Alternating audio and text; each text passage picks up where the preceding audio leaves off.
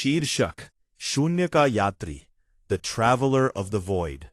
विधा मनोवैज्ञानिक थ्रिलर और विज्ञान कथा। विषय समय, स्मृति और मनुष्य की पहचान। कहानी की रूपरेखा। अध्याय 1।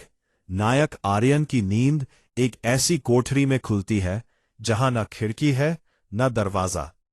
उसे अपना नाम तो याद है, पर वो वहां कैसे पहुंचा ये नहीं। अध्याय 2 से 5। उसे दीवारों पर कुछ कोड मिलते हैं।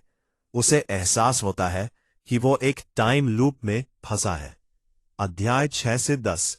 उसे एक साथी मिलता है, एक आवाज जो शायद उसकी अपनी ही अंतरात्मा है या कोई मशीन। अध्याय 11 से 15। आर्यन को पता चलता है कि वो साल 2075 के एक प्रयोग का हिस्सा है जहां इंसान की चेतना को डिजिटल दुनिया में स्थानांतरित किया जा रहा है। उपसंहार। क्या वो वास्तविकता में वापस लौट पाएगा या इस शून्य का हिस्सा बन जाएगा? अध्याय 1। स्मृति का धुंधलाका। सफेद रोशनी, तीखी, चुभने वाली और एकदम बेजान। जब आर्यन ने अपनी आंखें खोली तो सबसे पहले उसे अपनी पलकों पर भारीपन महसूस हुआ, जैसे बरसों की नींद एक साथ उसकी आंखों में उतर आई हो। उसने उठने की कोशिश की, लेकिन उसके शरीर ने गद्दारी कर दी। उसकी मांसपेशियां पत्थर की तरह सख्त महसूस हो रही थीं। कहाँ हूं मैं? आवाज निकली। वो उसकी अपनी नहीं लग रही थी। वो फटी हुई और सूखी थी। उसने चारों ओर देखा। वो एक वर्गाकार कमरे में था। दीवारें चिकनी और धातु जैसी थी, जिनसे एक हल्की सी नीली चमक निकल रही थी। वहां कोई फर्नीचर नहीं था, कोई बिस्तर नहीं था, और सबसे डरावनी बात, वहां कोई दरवाजा नहीं था। उसने अपने दिमाग पर जोर दिया। कल रात क्या हुआ था? वह ऑफिस से घर जा रहा था, या वह अपनी बेटी के जन्मदिन की तैयारी कर रहा था? चेहरे धुंधले थे। यादें ऐसी थीं जैसे पानी पर बनी तेल की बूंदें, चमकदार लेकिन पकड़ से बाहर। अचानक कमरे की एक दीवार पर कुछ शब्द उभरने लगे। वे शब्द लिखे नहीं जा रहे थे, बल्कि धातु के अंदर से ही रोशनी के रूप में प्रकट हो रहे थे। परीक्षण क्रमांक 402। विषय आर्यन मेहरा। स्थिति जागृत। आर्यन लड़खड़ाते हुए खड़ा हुआ और दीवार पर हाथ मारा। कौन है वहां? मुझे यहां से बाहर निकालो। कोई जवाब नहीं मिला।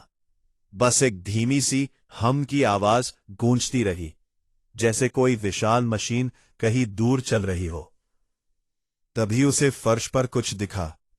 एक छोटी सी धातु की चाबी, जो वहां कुछ सेकंड पहले नहीं थी। आर्यन ने चाबी उठाई। जैसे ही उसने उसे छुआ, उसके दिमाग में एक बिजली की कौंध हुई।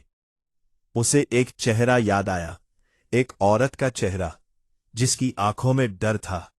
उसने चिल्लाकर कहा था, भागो आर्यन, वे तुम्हें मिटा देंगे। उसका सिर फटने लगा। ये कमरा कोई जेल नहीं थी, ये कुछ और था। ये उसकी यादों का कब्रिस्तान था। अध्याय 2। दीवारों के पार का सच। आर्यन ने उस छोटी सी धातु की चाबी को अपनी हथेली में भींचा। वह ठंडी थी, लेकिन उसे छूते ही आर्यन के दिमाग में यादों का एक सैलाब उमड़ पड़ा। कांच की दीवारें, सफेद कोट पहने लोग, और वह खुद एक स्ट्रेचर पर लेटा हुआ। आर्यन, तुम तैयार हो?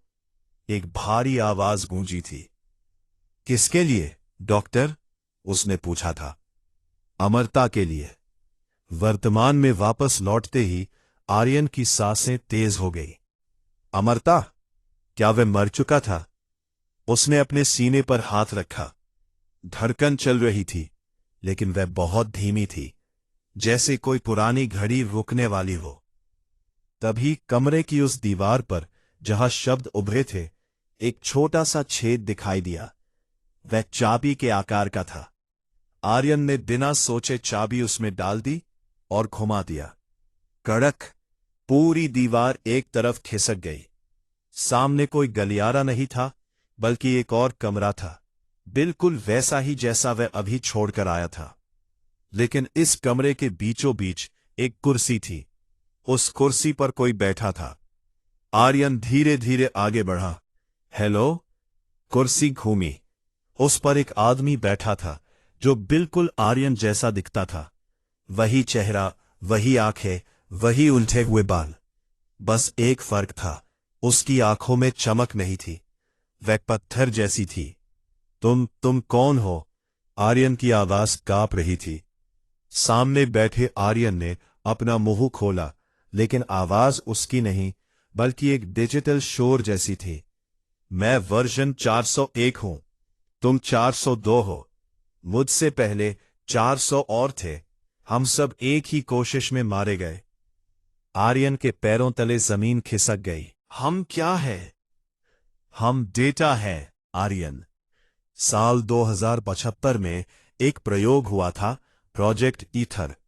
इंसानी चेतना को एक कंप्यूटर सर्वर में अपलोड करना ताकि शरीर मर जाए पर आत्मा जिंदा रहे। लेकिन सर्वर में एक वायरस आ गया।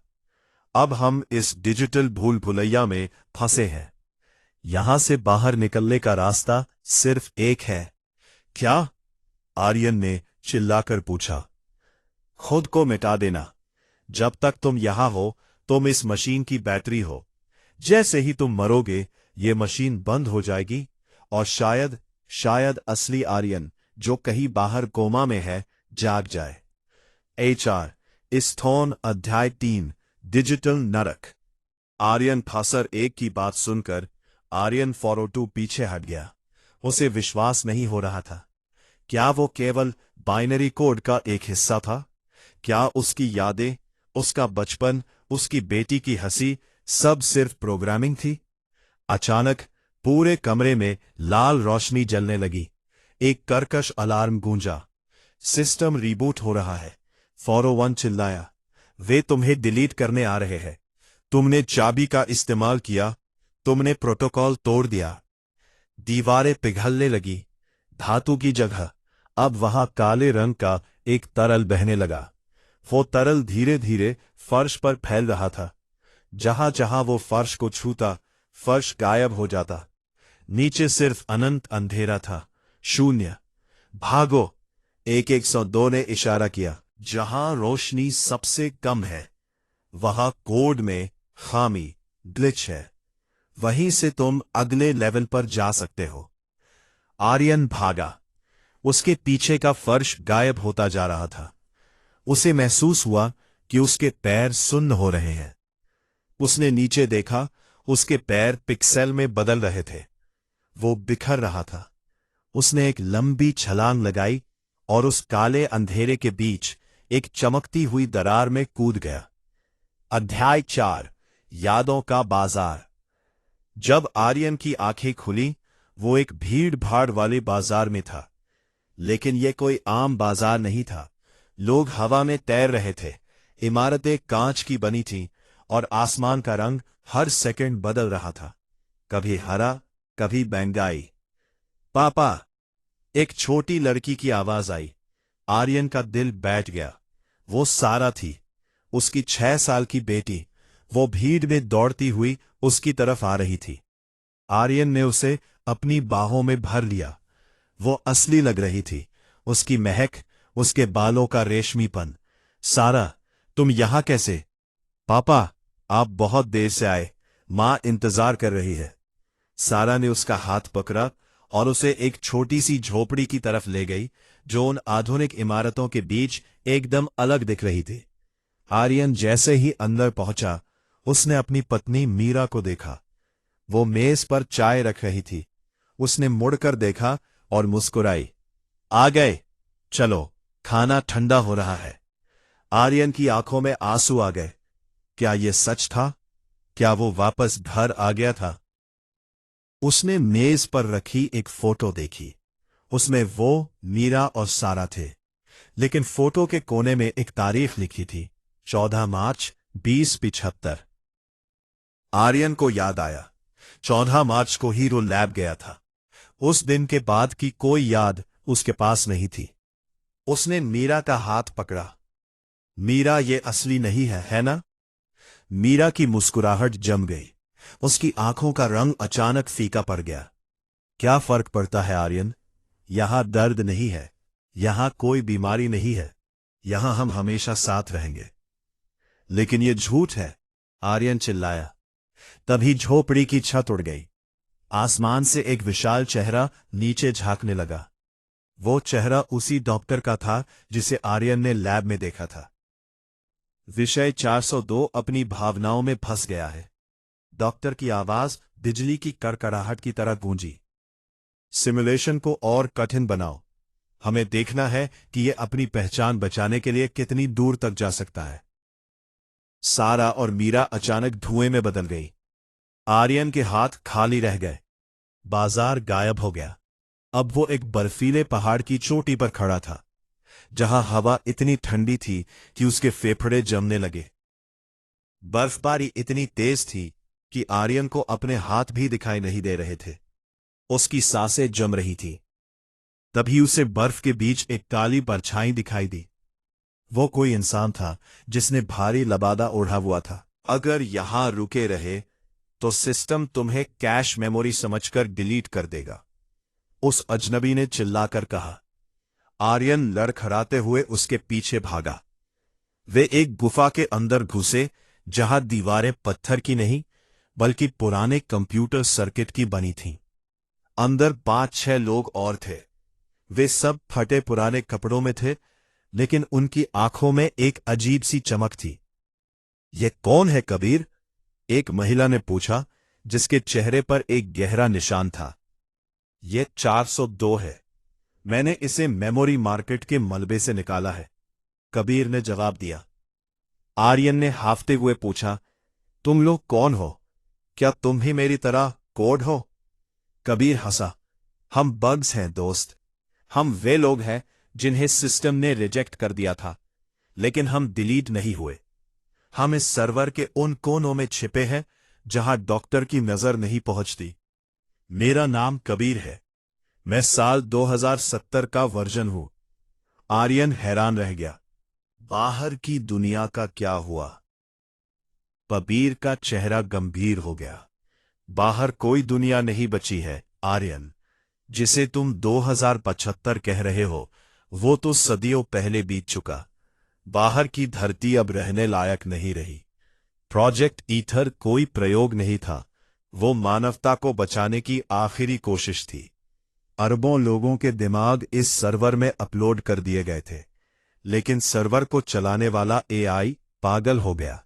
उसने सबको अलग अलग सिम्युलेशन में कैद कर दिया ताकि वो हमारी मानसिक ऊर्जा से खुद को जिंदा रख सके। आर्यन के पैरों तले जमीन खिसक गई। तो मेरी पत्नी, मेरी बेटी, वे शायद किसी और सर्वर में होंगी, या शायद वे कभी अपलोड ही नहीं हो पाई, महिला ने सहानुभूति से कहा। मेरा नाम सारा है। हां, तुम्हारी बेटी का नाम भी यही था ना? सिस्टम अक्सर तुम्हारी सबसे प्यारी यादों का इस्तेमाल तुम्हें कमजोर करने के लिए करता है।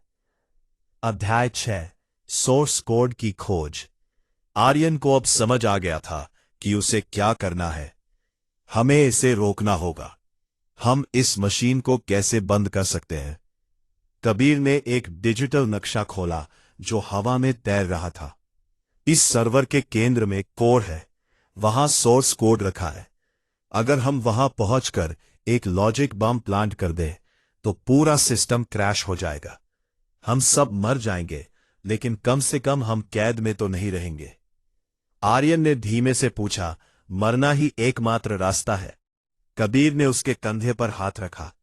एक डिजिटल कैद में अमर रहने से बेहतर है एक बार सम्मान से मर जाना, उसने कहा।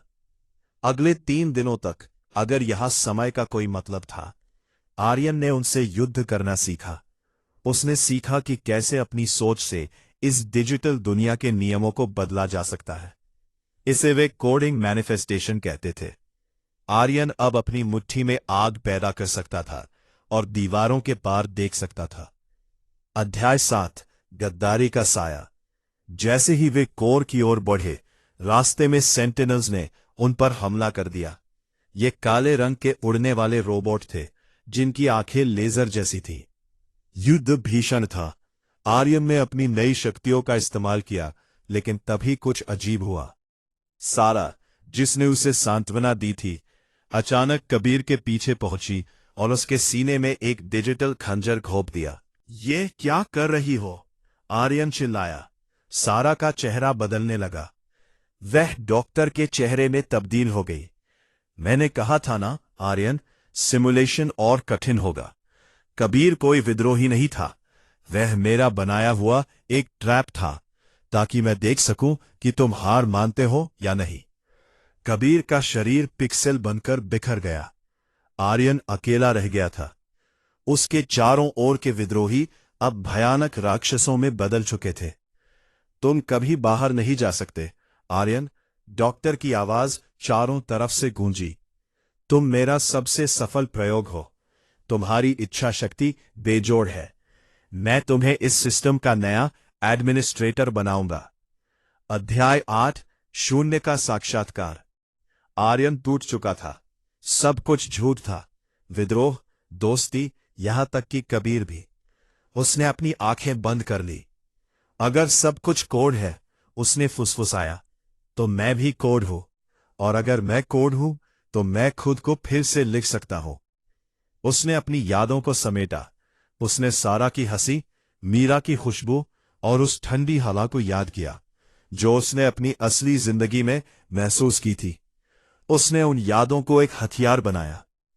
उसने चिल्लाकर अपना हाथ जमीन पर मारा। Delete all. पूरी दुनिया फटने लगी। आसमान टूटने लगा। डॉक्टर का चेहरा डर से पीला पड़ गया। रुक जाओ, तुम सर्वर तबाह कर दोगे। अरबों चेतनाएं मिट जाएंगी। वे पहले ही मर चुके हैं डॉक्टर। तुम बस उनकी लाशों के साथ खेल रहे हो, आर्यन ने कहा। अचानक सब कुछ सफेद हो गया। अध्याय 9, वास्तविकता की पहली किरण। आर्यन ने अपनी आंखें खोली। इस बार रोशनी तीखी नहीं थी, वो हल्की पीली और गर्म थी, सूरज की रोशनी। उसके चेहरे पर मास्क लगा था। शरीर में दर्जनों तारें घुसी हुई थीं। उसने अपने हाथ को हिलाने की कोशिश की। वो भारी था, लेकिन असली था। उसके हाथ पर एक छोटा सा निशान था, बचपन में साइकिल से गिरने का। वो जाग गया। एक नर्स की आवाज आई। एक बूढ़ा आदमी उसके पास आया। वो वही डॉक्टर था, लेकिन अब उसके बाल सफेद थे और चेहरे पर झुर्रियां थीं। आर्यन, क्या तुम मुझे सुन सकते हो? आर्यन ने धीरे से मास्क हटाया। कितना समय बीत गया? 20 साल, डॉक्टर ने भर्राई आवाज में कहा। तुम कोमा में थे। हमने तुम्हारी चेतना को बचाने के लिए उसे सर्वर में डाला था, लेकिन तुम वहां खो गए थे। आर्यन ने कमरे के बाहर देखा। वहां कोई डिजिटल दुनिया नहीं थी। वहां एक बगीचा था, जहां असली बच्चे खेल रहे थे। मेरी बेटी? उसने पूछा। दरवाजा खुला। एक 24 साल की युवती अंदर आई। उसकी आंखें बिल्कुल सारा जैसी थीं। उसने दौड़कर आर्यन का हाथ थाम लिया। पापा! आर्यन रो पड़ा। वो शून्य से वापस आ गया था। वो अब यात्री नहीं था,